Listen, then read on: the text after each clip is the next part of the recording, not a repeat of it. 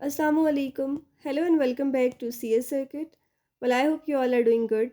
This video is about computer science grade 11th और basically आज हम डिस्कस कर रहे हैं unit 4 data and analysis lecture notes part 4 को। ठीक है, बेसिकली इसमें हम डिस्कस करेंगे डेटा कलेक्शन मेथड्स। ठीक है, so if you find this video helpful then do not forget to like share and subscribe and also grab your notes and pen so you can note down important points as well. ठीक, okay so हमारा topic है data collection methods.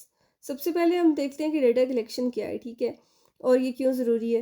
Data collection का मतलब है basically जो data है उसको collect करना। ठीक है, उसको जो है वो मैयर करना और एनालाइज करना। बेसिकली ये एक साइंटिफिक प्रोसेस है जो रिसर्च और बिजनेस डिसीजन मेकिंग के लिए बहुत इंपॉर्टेंट है। ठीक है, अब ये क्यों कलेक्ट किया जाता है इसको हम समझते हैं। ठीक है, बेसिकली इसके ज़रिए बिजनेसेस और रिसर्चर्स बेटर डिसीजन जो है वो ले सकते हैं। ठीक है, एक्यूरेट डेटा होने से प्लानिंग और स्ट्रेटजी स्ट्रांग बनती है। ठीक है, और बेसिकली गवर्नमेंट और कंपनीज इसका इस्तेमाल करती हैं। ठीक है, और पब्लिक नीड्स और पैटर्न्स और बेसिकली ट्रेंड्स को समझने के लिए।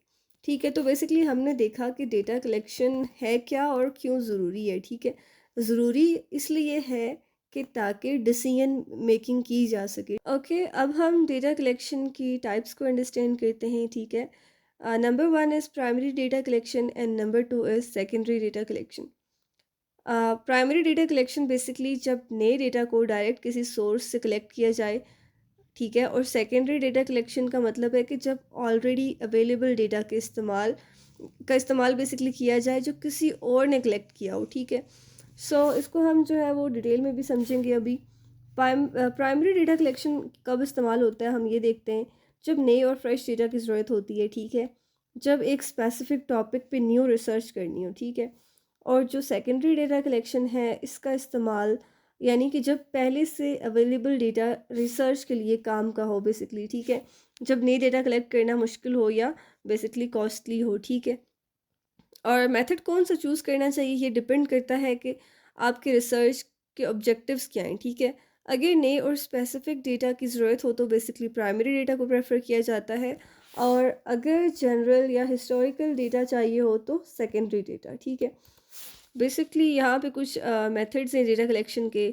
ऑब्जर्वेशन, इंटरव्यूज़, क्वेश्चनर्स इन डेटाबेस। ठीक है, इनको हम डिटेल में डिस्कस करते हैं। ठीक है, सबसे पहले हमारे पास प्राइमरी डेटा। ठीक है, interviews and observations. Right, basically ये एक डायरेक्ट मेथड है जिसमें इंटरव्यूअर जो है वो किसी से क्वेश्चंस के थ्रू डेटा को कलेक्ट करता है। ठीक है, इसके बेसिकली फ़ायदे ये हैं कि ये फ्लेक्सिबल होता है क्योंकि क्वेश्चंस को सिचुएशन के मुताबिक जो है वो चेंज किया जा सकता है। ठीक है, और ये डिटेल्ड होते हैं क्योंकि इंटरव्यू जो है वो मतलब बेसिकली पूरा पूरा एक्सप्लेन किया जाता है। ठीक है, फॉर एग्जांपल अगर एक कंपनी नए प्रोडक्ट का फीडबैक लेना चाहती है। ठीक है, तो वो कस्टमर्स से बेसिकली इंटरव्यू करेगी ताकि समझ सके कि उनकी क्या पसंद और क्या उन्हें बेसिकली क्या नापसंद है। ठीक है, ओके, अब हम देखते हैं कि ऑब्जर्वेशंस क्या हैं। रिसर्चर लोगों का बिहेवियर देखकर रिकॉर्ड करता है बिना किसी डायरेक्ट क्वेश्चन आंसर के। ठीक है, इसकी दो तरह की टाइप्स होती हैं, controlled observation and uncontrolled observation.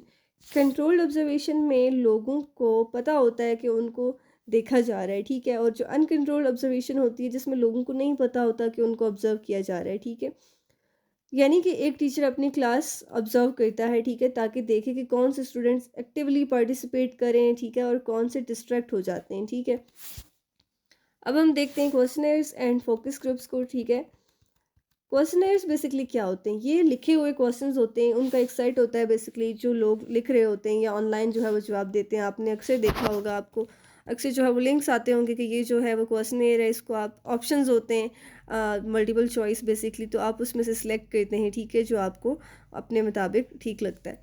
Questioners के फ़ायदे क्या हैं, आसान होता है और ये बेसिकली फ़ास्ट मेथड है। शॉर्ट टाइम में बहुत सारे लोगों से डेटा कलेक्ट किया जा सकता है। ठीक है, अनोनिमस होता है यानी कि लोग अपने ओपिनियंस ऑनेस्टली दे सकते हैं बिना किसी प्रेशर के। ठीक है, यानी कि एक यूनिवर्सिटी अपने स्टूडेंट से फीडबैक फॉर्म बेसिकली फिल करवाती है कि ताकि समझ सके कि कोर्सेज की जो क्वालिटी है वो कैसी है। ठीक है, फोकस ग्रुप्स क्या होते हैं। अब फोकस ग्रुप्स बेसिकली छोटे ग्रुप डिस्कशंस होती हैं। ठीक है, जिसमें लोग किसी टॉपिक पे अपने आइडियाज़ और ओपिनियंस शेयर करते हैं। ठीक है, बेसिकली एक मॉडरेटर डिस्कशन को लीड करता है और इम्पॉर्टेंट पॉइंट्स नोट करता है, ठीक है।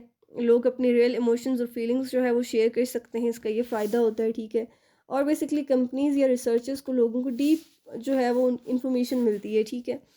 अब इसकी एग्जांपल अगर हम देखें, तो अगर एक क्लॉथिंग ब्रांड जो है वो नए फैशन ट्रेंड्स पे फोकस ग्रुप डिस्कशन अरेंज करता है, ठीक है, ताकि समझ सके कि लोग कैसे डिज़ाइंस जो है वो पसंद करते हैं, ठीक है।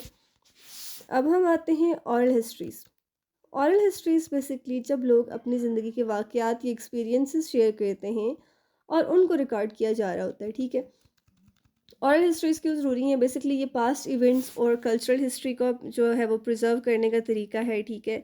और ये हिस्टोरिकल और सोशल रिसर्च के लिए भी इम्पॉर्टेंट होती हैं, ठीक है। इसको किस तरह से कलेक्ट किया जाता है? लाइक इंटरव्यूज़ के ज़रिए लोगों से उनके गुजरे हुए वाक़यात के बारे में सवाल किए जाते हैं, ठीक है।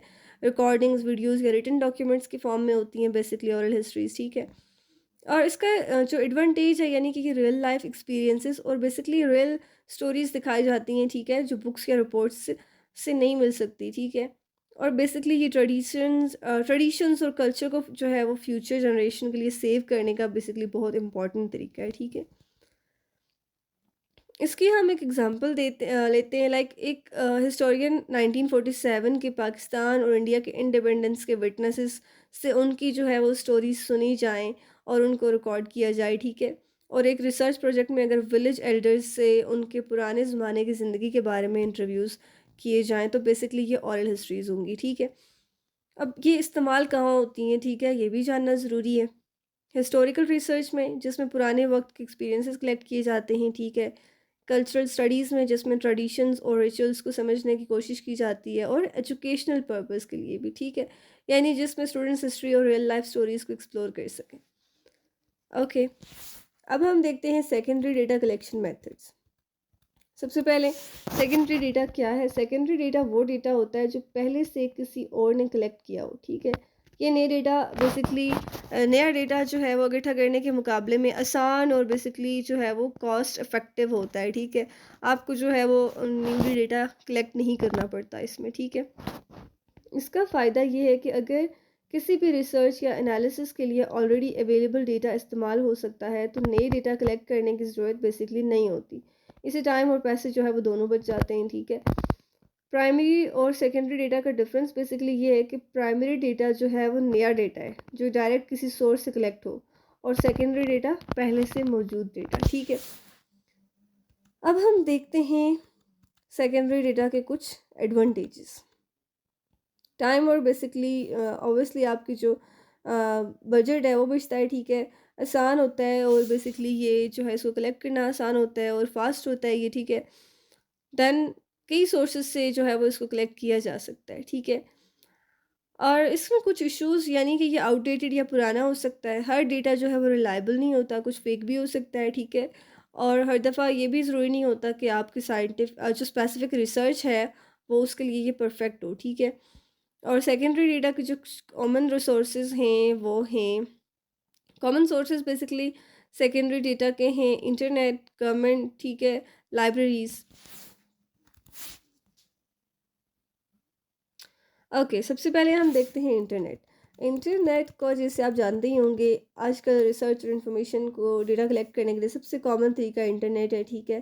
फ्री और पेड दोनों तरीके अवेलेबल हैं, जैसे गूगल स्कॉलर, रिसर्च वेबसाइट्स और ब्लॉग्स, ठीक है। अब ब्लॉग से या इन रिसर्च वेबसाइट से आप डिफरेंट डेटा जो है वो कलेक्ट कर सकते हैं, लेकिन हर इंफॉर्मेशन जो है ना वो लाइक ट्रस्ट वर्दी नहीं होती। हर चीज़ जो इंटरनेट पे मिलती है ज़रूरी नहीं है कि वो 100% ठीक हो। फेक या मिसलीडिंग इन्फॉर्मेशन भी बहुत ज़्यादा होती है, ठीक है। हमेशा अथेंटिक और ट्रस्टेड वेबसाइट्स जैसे कि .edu या बेसिकली रेप्यूटेड सोर्सेज से जो है ना डेटा लेना चाहिए, ठीक है। देन गवर्नमेंट आर्काइव्स क्या है? बेसिकली गवर्नमेंट आर्काइव्स वो जगह होती है जहाँ ऑफिशियल रिकॉर्ड्स और पुरानी मालूमात सेव की जाती है, ठीक है। जैसे के सेंसस रिपोर्ट्स, क्रिमिनल रिकॉर्ड्स और इकोनॉमिक सर्वेज, ठीक है। गवर्नमेंट आर्काइव्स के कुछ एडवांटेजेस ये हैं कि ये डेटा ऑथेंटिक होता है, क्योंकि ये बेसिकली जो है वो गवर्नमेंट एजेंसीज या ऑर्गेनाइजेशंस कलेक्ट करती हैं। इस डेटा का एनालिसिस जो है वो साइंटिफिक तरीके से होता है, ठीक है, इसलिए ये रिलायबल भी होता है। तो बेसिकली कुछ इश्यूज भी हैं इसके, हर दफ़ा ये डेटा पब्लिकली अवेलेबल नहीं होता। कई दफ़ा जो है वो रिकॉर्ड पूरा नहीं होता या उसको एक्सेस करना मुश्किल होता है, ठीक है। क्रिमिनल रिकॉर्ड्स या पॉपुलेशन सर्विस जैसे सेंसिटिव डेटा को एक्सेस करने के लिए बेसिकली स्पेशल परमिशन चाहिए होती है, ठीक है। फॉर एग्ज़ाम्पल अगर किसी ने पाकिस्तान की पॉपुलेशन ग्रोथ पे जो है वो रिसर्च करनी है, तो वो गवर्नमेंट सेंसस रिपोर्ट्स चेक कर सकता है जो हर 10 साल बाद पब्लिश होती हैं, ठीक है। अब हम देखते हैं लाइब्रेरीज़ को, ठीक है। बेसिकली लाइब्रेरीज सिर्फ किताबों के लिए नहीं होती, बल्कि उनको जो है बल्कि रिसर्च पेपर्स, हिस्टोरिकल रिकॉर्ड्स और अथेंटिक रेफरेंसेस का भी बहुत अच्छा सोर्स होती हैं, ठीक है। रिसर्च इसमें हमें किस तरह का डेटा मिलता है, रिसर्च पेपर्स और थीसिस मिलते हैं, हिस्टोरिकल रिकॉर्ड्स होते हैं, गवर्नमेंट या एजुकेशनल रिपोर्ट्स होती हैं, न्यूज़पेपर्स, मैगजीन्स, ठीक है। अब हम ये देखते हैं कि लाइब्रेरीज जो हैं वो इंटरनेट से बेहतर क्यों हैं, क्यों कंसीडर की जाती हैं। लाइब्रेरीज का जो डेटा है वो ज़्यादा अथेंटिक होता है क्योंकि ये किसी ने वेरीफाई किया होता है, ठीक है। इंटरनेट पे जो है वो मिस इन्फॉर्मेशन बहुत ज़्यादा होती है, मगर लाइब्रेरीज़ में जो है वो बुक्स और आर्टिकल्स जो हैं वो वेरीफाइड होते हैं, ठीक है। और बेसिकली डिजिटल लाइब्रेरीज़ भी होती हैं। आजकल आप देख सकते हैं कि लाइब्रेरीज़ ऑनलाइन अवेलेबल हैं, जहाँ रिसर्च पेपर्स और बुक्स डिजिटली डाउनलोड की जा सकती हैं, ठीक है। ACC की डिजिटल लाइब्रेरी भी है, ठीक है। गूगल बुक्स हैं, इसी तरह से रिसर्च गेट। तो किस तरह इस्तेमाल किया जा सकता है बेसिकली डेटा को, स्टूडेंट्स और रिसर्चर्स लाइब्रेरीज़ के इस्तेमाल जो है वो एकेडमिक रिसर्च के लिए कर सकते हैं। बिजनेस एनालिस्ट मार्केट ट्रेंड्स और फाइनेंशियल रिपोर्ट्स जो है वो चेक कर सकते हैं, ठीक है। फॉर एग्जांपल अगर किसी को पाकिस्तान की हिस्ट्री पे जो है वो रिसर्च करनी है, तो वो कायदे आज़म लाइब्रेरी, ब्रिटिश लाइब्रेरी या लाइब्रेरी ऑफ कांग्रेस के हिस्टोरिकल रिकॉर्ड्स को जो है वो देख सकता है, ठीक है। All right, so that was all about today's lecture. And if you find this video helpful, then do not forget to like, share, and subscribe. Or if you have any queries, any suggestions, then you can do let me know in comments, okay? Or you can just mail me on cscircuit91@gmail.com for lecture notes as well, okay? So मिलते हैं next video में, अपना ख्याल रखिएगा, अल्लाह हाफ़िज़.